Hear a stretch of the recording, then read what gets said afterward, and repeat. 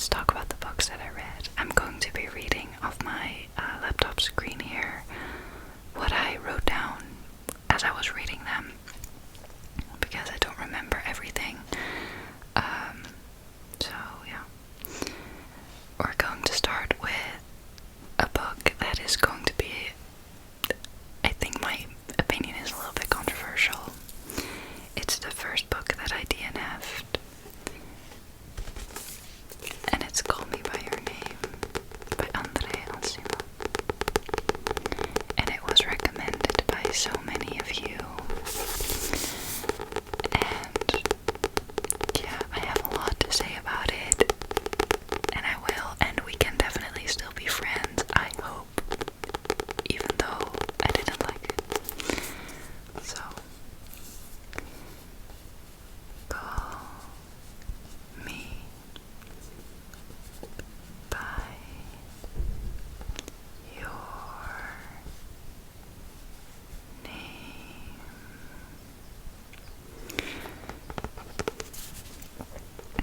During a restless summer on the Italian Riviera, a powerful romance blooms between 17-year-old Elio and his father's house guest, Oliver. Unrelenting currents of obsession and fear, fascination and desire threaten to overwhelm the lovers, who at first feign indifference to the charge between them. What grows from the depths of their soul is a romance, scarcely 6 weeks' duration, and an experience that marks them for a lifetime. For what the two discover on the Riviera during a sultry evening in Rome is the one thing they both already fear they may never find again: total intimacy. So it's two guys who fall in love in Italy, and most of you have recommended it because it was heart-wrenching and beautifully written and everything. And I wanted to like it so bad, but the issue I had with it is that there is a very big age gap between Elio and Oliver. It's written from the perspective of Elio, and Elio is 17 at the time, and Oliver is 26, and that just doesn't sit right with me, because what does a 26-year-old want from a 17-year-old? I'm sorry, but in old classic novels, the age gaps happen as well, and I can look past a lot of things in the realm of literature, because, you know, it's fiction. But there was a scene here. Elio gets a little bit obsessive over his interest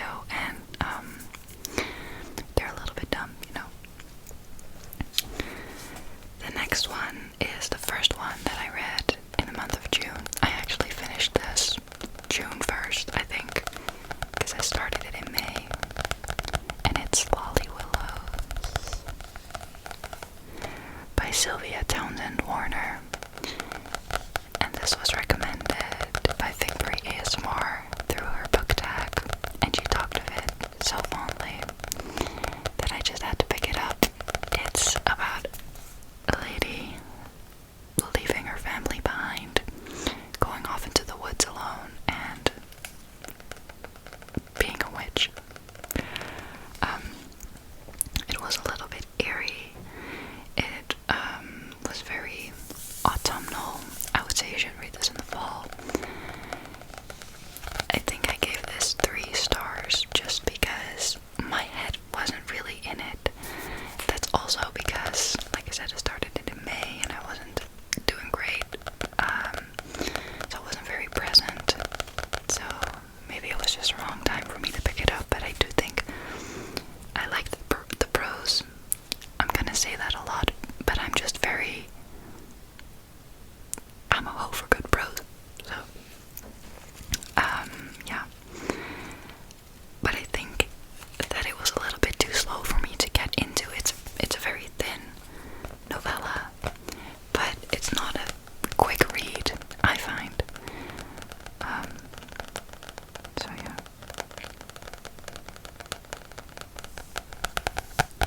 Makes great sounds though.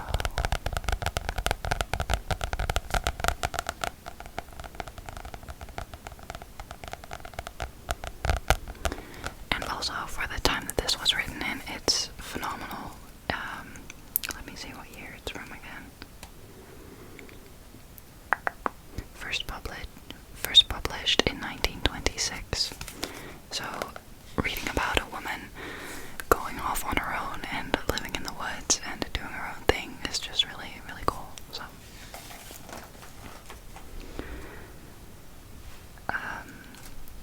then, on recommendation of Quiet Guy ASMR and a lot of other people on the internet, I picked up Hamnet.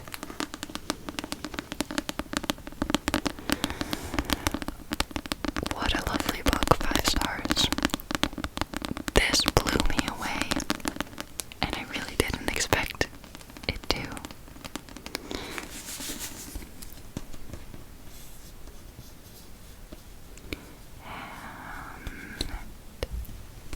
Hamnet.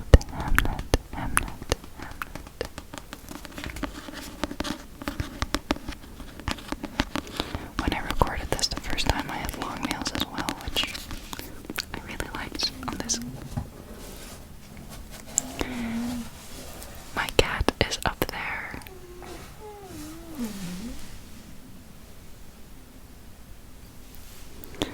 My cat is napping on my closet, and he just started making so much noise that I'm slightly worried. I think he was dreaming. But I was saying that I really liked the texture of the front page.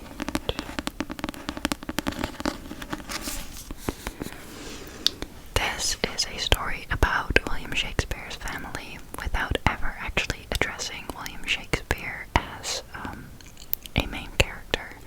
As you may know, William Shakespeare was very, very well known, is still very well known, and oftentimes his family is referred to in kind of a side character way, and here he's the one addressed as the father, or the son, or the husband, you know, and it's more centered about the rest of his family. On a summer's day in 1596, a young girl in Stratford-upon-Avon takes to her bed with a sudden fever. Her twin brother, Hamnet, searches everywhere for help. Why is nobody home? Their mother, Agnes, is over a mile away, in the garden, where she grows medicinal herbs. Their father is working in London. Neither parent knows that Hamnet will not survive the week. Hamnet is a novel inspired by the son of a famous playwright, a boy whose life has been all but forgotten, but whose name was given to one of the most celebrated plays ever written. This book absolutely blew me away.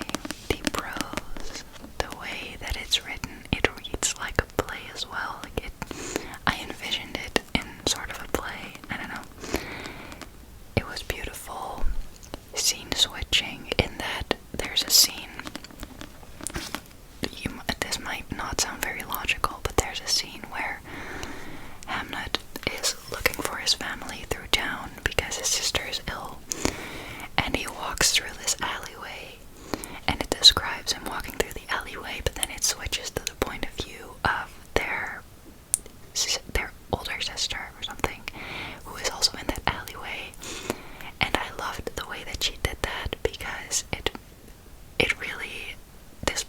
this kind of camera man kind of feeling of a movie or a play where, I don't know, I just think it's so cleverly done. Maggie O'Farrell. I honestly kind of have no words for it. It's beautiful. I genuinely recommend picking it up. It does go into death and grief, so you have to be up for that. I'll read you a quote about grief. This is after his death. She cannot bear their gaze, cannot meet their eyes. She doesn't want their sympathy and their prayers for their murmured words. She hates the way the people part to let them pass, and then behind them regroup, erasing their passage, as if it were nothing, as if it never were. She wishes to scratch the ground, perhaps with a hoe, to score the streets beneath her, so that there will forever be a mark, for it always to be known that this way Hamnet came. He was here.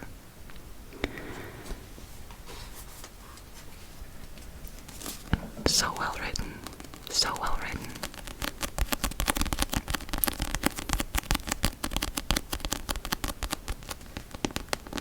There's also, I really like the character development in this as well.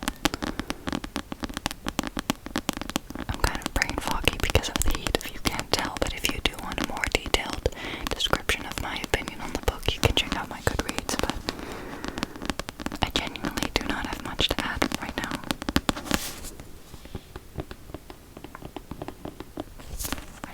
I found this one really immersive and beautiful, and yeah. Did I say I liked it already? I liked it, I liked it, I liked it, I liked it, I liked it. I loved it, actually. I loved it, I loved it, I loved it, I loved it. So, you can also see me in the mirror. Anyway. Another one I read is The Dog of the North by Elizabeth Mackenzie. And I think I rated this around 3 or 4 stars. It is the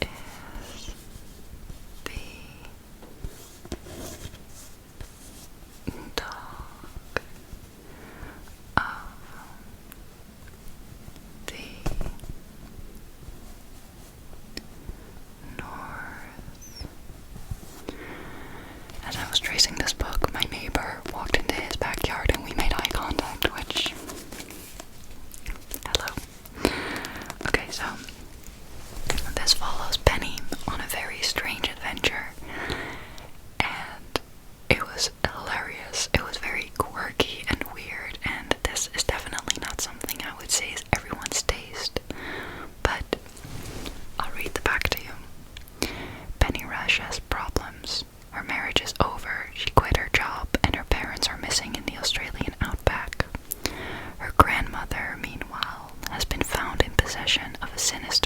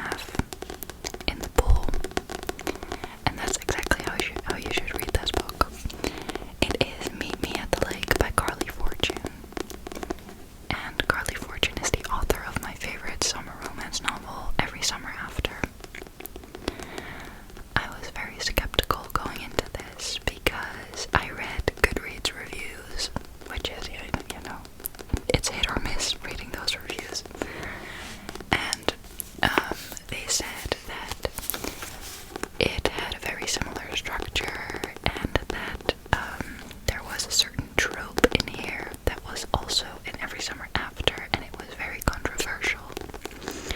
I really disagree. I would not compare those tropes in this one whatsoever, honestly. No. But it does follow the same structure in the sense that it hops back and forth, and it's about reconnecting. I'm going to read the back. It's kind of a long story. It's very detailed for a romance novel. Fern Brookbanks has wasted far too much of her adult life thinking about Will Baxter. She spent just 24 hours in her early 20s with this aggravatingly attractive and idealistic artist, a chance encounter that spiraled into a day-long adventure in the city. The timing was wrong, but their connection was undeniable. They shared every secret, every dream, and made a pact to meet again 1 year later. Fern showed up, and Will didn't. At 32, Fern's life doesn't look at all how she had once imagined it would. Instead of living in the city, Fern's back home running her mother's lakeside resort, something she vowed to never do. The place is in a disarray. Her ex-boyfriend is the manager,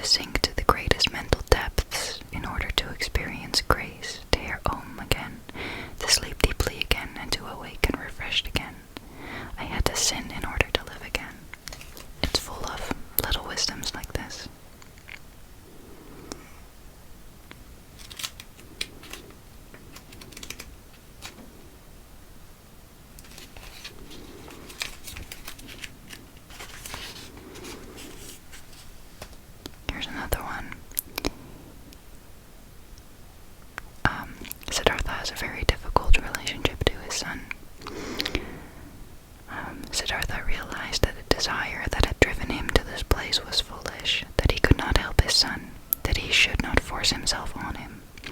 He felt a deep love for the runaway boy, like a wound, and he had felt at the same time that this wound was not intended to fester in him, but that it should heal.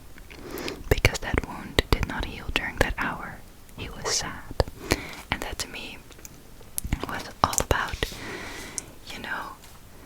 your feelings are allowed to be there, all of your feelings are allowed to be there, and it's good to look at them and to sit with them and then to let it go.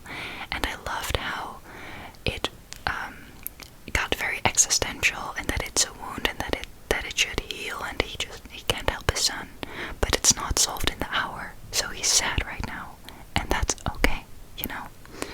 I loved it. I would highly recommend it if you're into spirituality, if you are exploring that side more. I highly recommend. It's also super short, so then this month I finished Atlas of the Heart by Brené Brown. I finished listening to the audiobook. I'll be looking through this book forever, probably, because I missed so much. I think I'll also probably be re-listening to it. If you're unfamiliar with Brené Brown, she is a social worker, researcher, author, podcaster, trailblazer, beautiful human. And this takes you through 58, just kidding, 87 emotions, and define what it is to be human. I talk about this more in my book haul, so if you're interested to hear a little bit more, you should check out my book haul.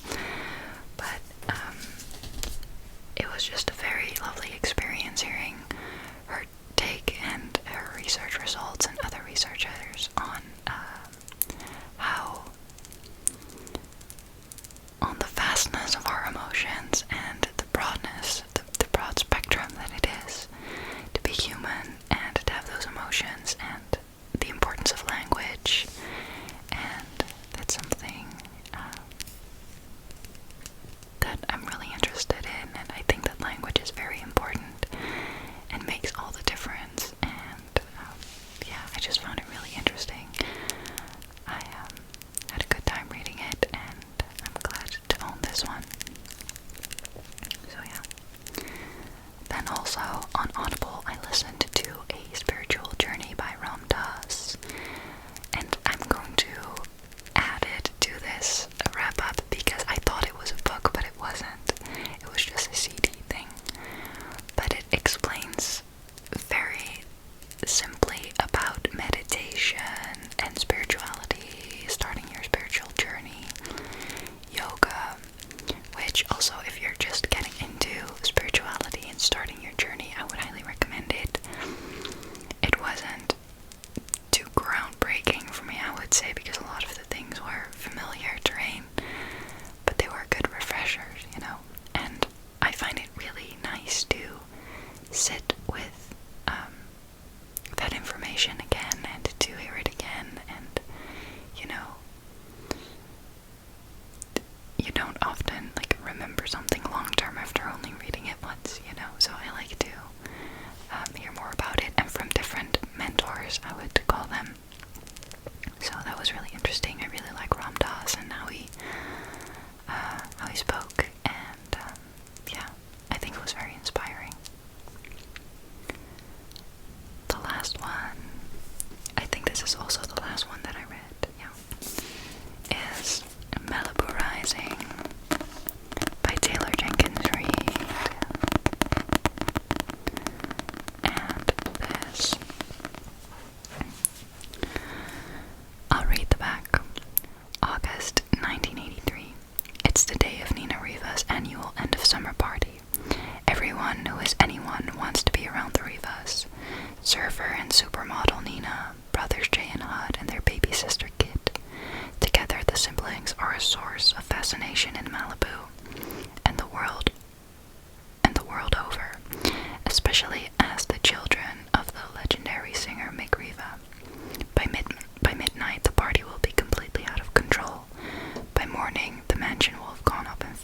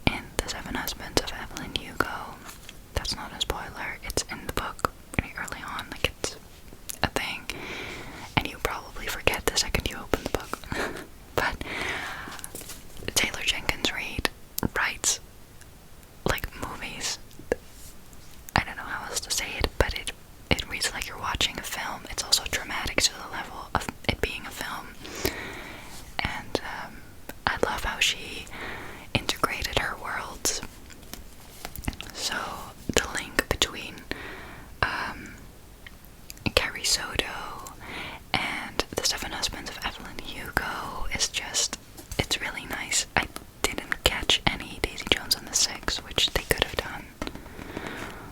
I don't know if they did, I might have missed it. I loved reading about the siblings. I felt very deeply for them in the end. It took a little bit to get into for me, but I just want to hang out with them. And yeah, let me see what I wrote about it, because I can't really bring it to the surface of my mind.